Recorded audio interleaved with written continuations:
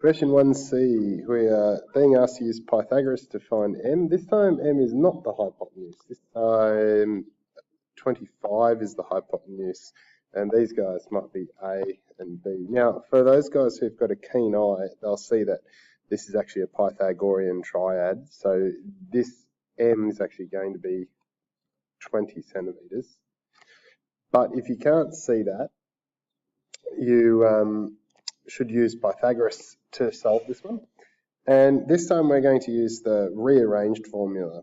So instead of using c squared equals a squared plus b squared, we're going to use a squared equals c squared minus b squared. So we've used transposition to get a new formula.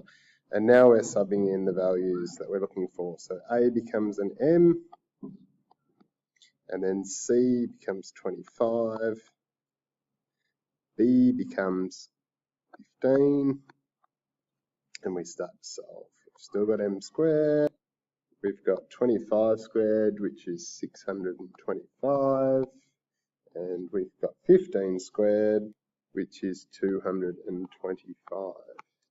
So now we've got m squared, and that is 400.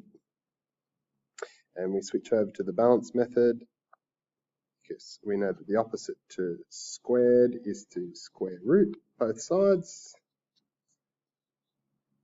And so we'll be left with m equals 20. Not forgetting our units, which are centimeters, sorry.